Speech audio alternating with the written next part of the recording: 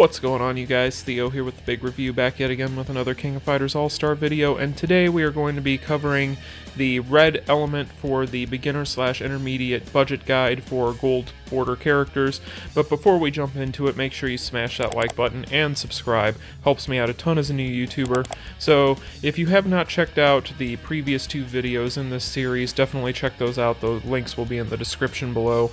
But today we are going to be taking a look at red as an element for these budget characters. And I will say before we even get started that red overall is going to be notably weaker than the other two colors that we have talked about so far.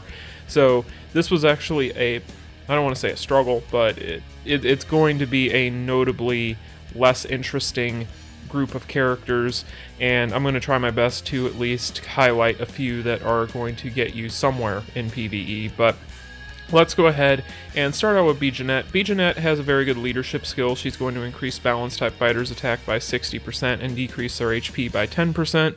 Being that she is a red balance, that automatically means that she is going to be at least somewhat useful for RHD.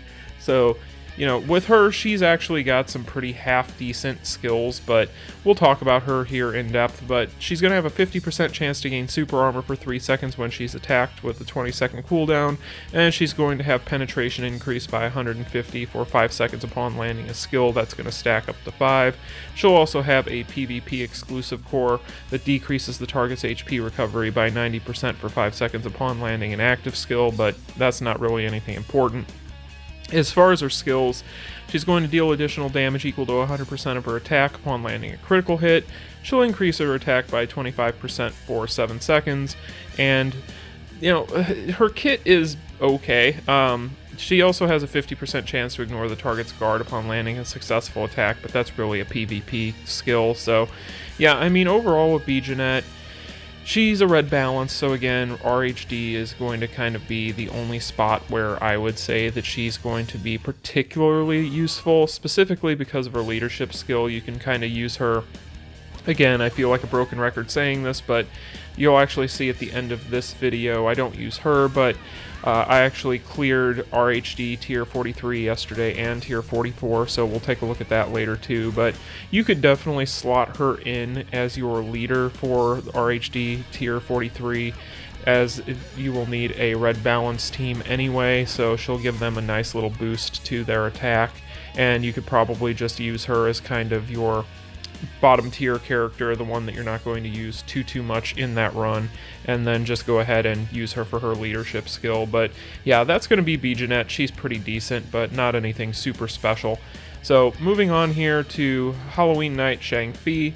Xiangfei is a pretty good character overall. She's going to increase red element fighters' attack by 40% and their power charge rate by 20%, so she has a pretty darn good leadership skill.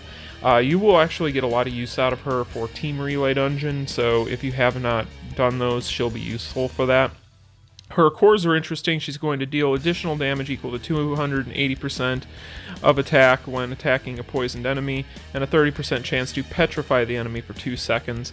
So she's pretty good overall. You'll actually see on her skills too, she's going to increase all team members' power charge rate, including the caster, by 2% for 5 seconds when her power is 2 or more. And then she's also going to have poison on her kit.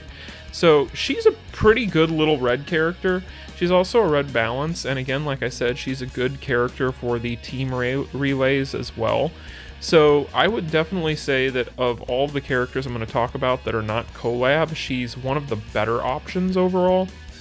A lot of people, I feel like, kind of just forgot about her existence, but, you know, it's one of those things where if you want to use her for kind of the petrify, she has a pretty nice little kit. I would say for beginner players that don't have a whole lot of these fest characters, if you have her, build her up. She'll probably get you pretty far just because she has a pretty unique kit. That leadership skill is very similar to the Fest K, which, as we know, is a very strong leader overall and one of the better leaders in the game. So she's almost like a budget option with that for the leadership skill. But yeah, so you could do far worse than her, and I would definitely recommend her if you need a good budget option. But the next one we're actually going to talk about is one of the best ones, period, and that is going to be, obviously, Haohmaru. Haohmaru is very strong, and we all know this. He's almost a mini Fess. Unfortunately, as I've said in the past with these collab characters, if you do not have these collab characters, if you're a new player and you missed out on them, hopefully this is one that we see rerun in the future going down the road here in 2021. I could easily see this getting rerun, being that it is an SNK property. But the big thing with Haohmaru is he's going to have damage immunity on his kit, and he's also going to have a ton of bleed. So Haohmaru is overall a extremely strong pick. The bleeds that he is able to apply as a gold border character are extremely powerful in not just PvE but also PvP. He's still able to at least stand his own. If you're a player that doesn't have a lot of Fess characters at their disposal, he will actually treat you a lot better than most things. You know, I'm not going to sit here and say that he isn't starting to kind of move himself down the tier list in some of these aspects, because he is. He's starting to age a little bit. He definitely could use a little bit of a buff going forward if we do get a rerun. But I would say that as far as kind of your mini Fess, if that's even a thing for people, you know, characters that are just slightly below a Fess category, he's definitely at the top of that list. So if you're somebody that happens to have him and you have not, for whatever reason, ever built him up, I would definitely recommend doing so. He also has a nice long finisher, so yeah, that is going to be Haohmaru. And like I said, it's no secret that he is one of the better reds, and I wanted to make sure I threw him in here because, again, this is kind of a thin pool overall, and this is where it starts to thin out. This is going to be the Iori in Wonderland, and he's not anything super crazy, but, you know, being that he can increase Athena and Wonderland fighters' attack by 55%, we actually talked about yesterday the Wonderland Iori, and I believe we have talked about the Wonderland Athena in the past as well with these videos. So he's going to have bleed on his kit, which is nice. That's always going to be useful. He's going to decrease his cooldowns of his active skills upon landing critical hits. So he's a good character. He's just one of those characters that you're probably not going to use for a terribly long time. He is a balance type, so you could in fact use him for RHD if you want to. However, I would say that there are far better options in this pool and in this video than he is, but he isn't a bad character at all. You'll actually see that he also recovers HP, so, you know, you could even maybe, if you want to, try and use him for things where you need the HP recovery, maybe like the Vulcan dungeon, although I would definitely not recommend him for that. But, you know, if you're really tight and have none of the other budget options, you could try it. But yeah, he's just going to be one of those characters that you're going to kind of use for general purposes.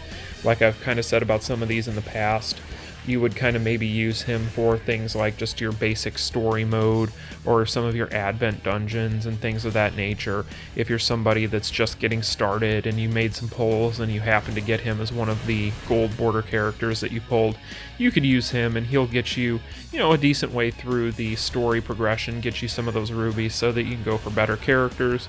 But I'm not going to sit here and tell you that he is anything super special. But I don't think he is a terrible option whatsoever. It's just that red in general, like I said, does tend to be a little bit thinner than some of these other pools, unfortunately, so your mileage may vary. Moving on here to Lovely Alice. I actually like Lovely Alice quite a bit. She's not too bad at all. She's going to increase red element fighters' attack by 65%, so right off the bat, that leadership skill very strong. She's also a red attack, which again is a strong asset to have anytime you're an attack type. She increases her critical rate by 7% for 4 seconds with each attack, and resets upon landing a critical hit, and gains super armor for 3 seconds upon landing a crit. So she's going to have super armor on her cores, which is always a good thing. If you go ahead and move on to her skills here, she's not doing anything too insane. She's going to have basic attack increase for 27% for 7 seconds on her S1. She'll have, yet again, another PvP exclusive effect, and she's also going to have super armor on her S3. So overall, she's not a bad character at all. She's actually a character that, you know, I kind of fiddled around with back when Infinite Battle had a gold border week. I would use her in that mode, and she wasn't too bad at all. But I will say that she isn't going to be very useful anymore because that mode is no longer a thing. So down the road, if they ever add any more options for us to use some of these kind of lesser sought after characters, some of these lesser rarity characters, you may find more use for her. You're probably going to get most of your use from her in using her on a budget team as a leader, because her leadership skill is very strong. That 65% increase to red element fighters attack is very nice, but outside of that, she's not going to be anything that is going to be, you know, kind of tipping the needle that much. So yeah, that is going to be Lovely Alice. Moving on to another nice budget option, and that is going to be this Benimaru. He's going to increase red element fighters attack by 30% and their shock damage by 30%, which is not necessarily a leadership skill you're really going to use. But if you look at his cores here, he's going to have shock on his cores, and he's also going to increase shock damage. So his cores overall are actually pretty decent. He's a good budget shock option, which is kind of a rarity. So that is why I decided to put him on this list. He is one of the newer characters to be added. So you'll see here that he has increases attack speed by 4% for 5 seconds upon use. He's going to deal more shock damage on his kit, and then he's going to have shock on his S3 as well. So he has plenty of options for shock, and that's why I say he's actually a pretty good option for a budget shock character for modes where that is called for. He is also a red balance. So out of all of the ones that we've talked about outside of the collab option, he is not a bad pick. I would say that if you would like to go for him, you could do far, far worse, because being that shock damage is kind of a sought-after commodity for Dot, and being that he is going to have a little bit higher stats than some of these other characters, considering the fact that he is a newer generation release character, so he's not as old as some of these other characters, and their stats therefore are going to reflect that. He is pretty good overall. So this Benimaru, I feel like, deserves a little bit more attention. But yeah, so that's pretty much the main characters that I want to highlight for this. As I said, this is kind of a thin pool. There's a couple that I could kind of go over real quick as kind of, you know, I guess honorable mentions, if that's a thing. So, you know, you'll see here, these are all the red. I'm pretty much sure I've got everybody in the game for these, but, you know, if you look at this Angel, she's not bad. She's gonna have super armor. She has poison, so she's not a bad character. She's just not anything super, super special. And then if you go over here and you take a look at, let's see, where is he? It is, this King. This is a really old collab character.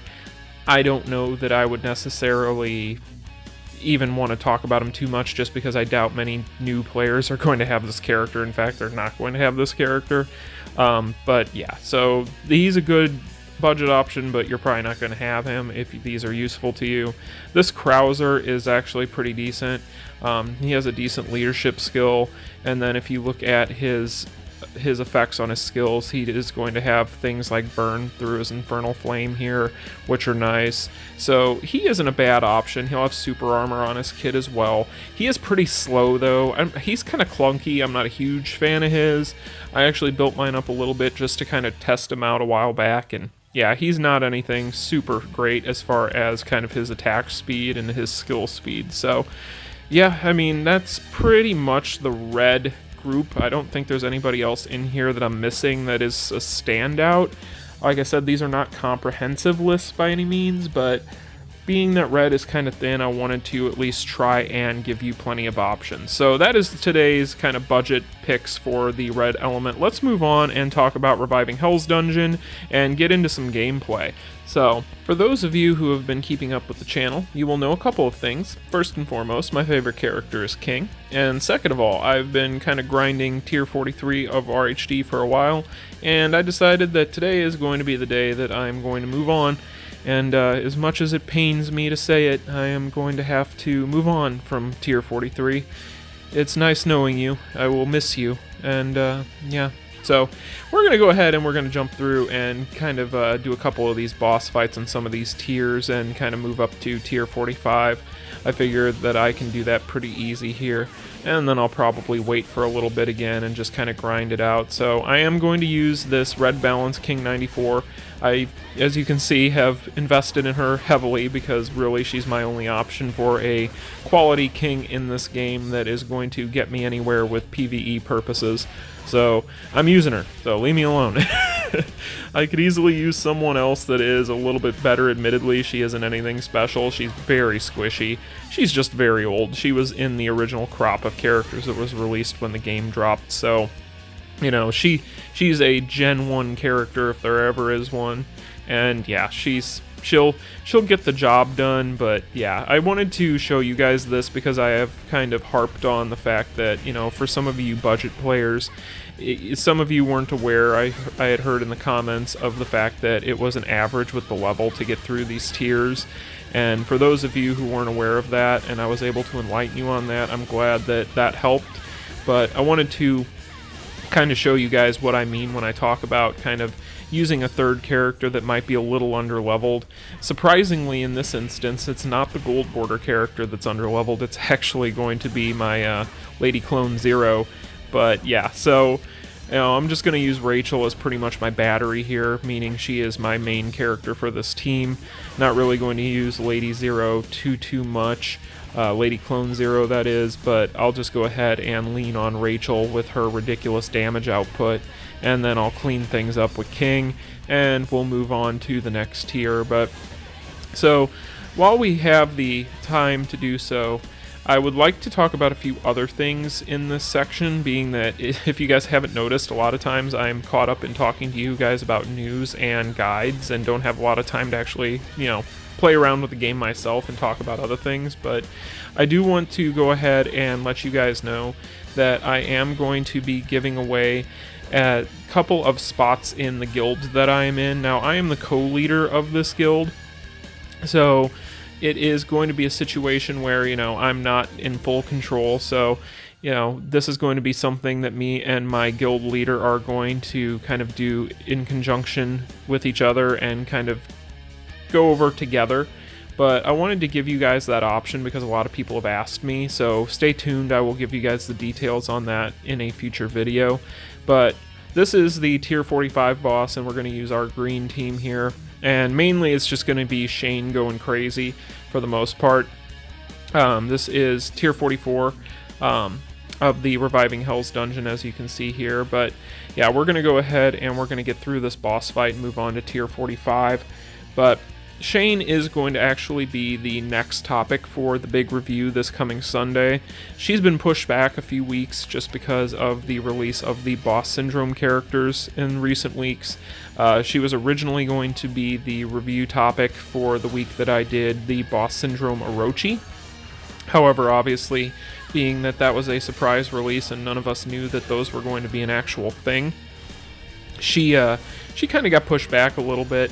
But she's definitely going to get her week this week, so I've been trying to use her as much as possible, and very, very happy with her overall. Mine is built up pretty well. I have the 7 Knights set of stones on her, and she just does fantastic damage. She's a fantastic mobber, so we'll get into her pretty in-depth in the review. I feel like I'll have plenty to say about her, being that I've had extra weeks to play around with her, whereas with some of these other characters I don't necessarily have as much time because I need to get the reviews out for you guys. But you'll see here that she does ridiculous damage to this boss and pretty much carries me through this. Not that I really need a carry on my green team, being that it's pretty stacked with Lady Geese and obviously Go Nuts, but yeah, it's going to be one of those things. And no, I didn't mispronounce Go Nuts. I just decide I always call him Go Nuts, so that's kind of what I've always referred to him as, at least since his buffs back in the day. But shout out to those of you who have played the game long enough to remember when Go Nuts was not a god of this game back before those buffs. But yeah, so we're going to go ahead and just kind of slice through this boss here. Not anything too ridiculous or too crazy. Pretty much just use the rest of the team to clean this fight up and just get it done. But yeah, so I'll probably kind of play around with tier 45 for a while. I will probably, I don't know, probably next week or the week after move on. I figure here in the next month or so I'll probably be able to finish RHD. Of course, I will bring you guys those updates as we go, but figure I'll spend another couple weeks building up teams that I need for specific boss fights for the rest of RHD, and then we'll kind of finish it up. But yeah, so I just wanted to show you guys that because I don't get to show off too much gameplay or kind of do these types of sections of these videos as often with the amount of news updates that come along nowadays. But let's go ahead and move on. We're going to go ahead and do a small summoning session. Maybe we'll get a little bit lucky with some of these tickets like I've done in the past. You know, as I've said before, I'm saving rubies right now for the next collab or a potential Boss Syndrome release or re-release. If they re-release the Boss Syndrome banner in the coming months, I'm definitely going to try and max out my Omega Rugal. But figure we'll go ahead and use these. Some of them expire soon, so we'll just try and see if we can get anything decent. But, oh, we only got a Fest card. Wonder what that'll be. You watch, it'll be another Akane. Nope, another Noah card. In fact, I think that now gives me 7 sets of Noah cards. Let's check. Yeah, that's 7 sets, because this actually is not in my, that's going to be in my inbox, so it doesn't count towards those numbers you see there. So yeah, that's my 7th one. Okay, cool. Well, I guess it's a Fest card. I can't complain. Let's see if I get any luck here with my fighter summons. It's been a while since I've gotten a Fest. Oh, well, there you go. Got a Fest. Well, hopefully it's either something good, or if not, it's fodder. So, and it's fodder. So, okay. Awesome. Well, okay. You know, I really don't get upset whenever I pull Fests anymore as far as bad ones, because I could always use them. Ever since the 7 Nights collab dropped, I have plenty of reason to be happy for a bad Fest pull. In fact, those are preferable at this point than some of the other things that I could be getting. So I hate when I get things like a Gonit's Memory or a Nameless Memory or, you know, Lady Zero, whatever the case may be, because those are things that I feel obligated to save just in case Netmarble decides to be on some stuff and decide they're going to release the level 10 Awakening. If that happens, I swear to God. Oh, here's the this Chris option card. It's not good. I don't know if you guys are unfamiliar with it, but it's not good. So, but yeah, so I think we have probably, what do we have here? We have a few more of these. We'll do one more multi, and then I think that's going to be the video. But hopefully you enjoyed this video, guys. Hopefully you've enjoyed this series. I know my veteran players don't get as much out of these types of topics, but as I've said in the comments, I try to be inclusive to all players and want to try and help cultivate new players and keep them interested by giving them good information, because there isn't a lot of it out there for budget options. So I feel like I'm at least obligated to try to help them out in that regard so that they can try and advance themselves. But hopefully you guys have enjoyed this series of videos. I really need to get this out of here. I don't want any more of that card. We're just going to go with this. I've got one piece of it. Might as well. But hopefully you guys have enjoyed this series. You know, at the end of the day, like I said, we're going to do these on days where there aren't a ton of news topics, and I'm assuming that tomorrow I'm going to be talking about the lament of the Athena 13 release. So I wanted to try and get this out here now. Also, I'll show you guys this real quick. I have a ton of these tickets you'll see down here, or tokens rather. But yeah, you'll see I have a ton of these. I'm thinking about going in and trying to get another Leah set. I need one more, and I have enough to go to the pity, which I can actually show you, and just do it on tokens instead of using my rubies. So if they don't release anything decent here in the near future, I might just go in and use these to finish up my Leah set. Maybe I'll get lucky and not have to go to pity, but we'll see.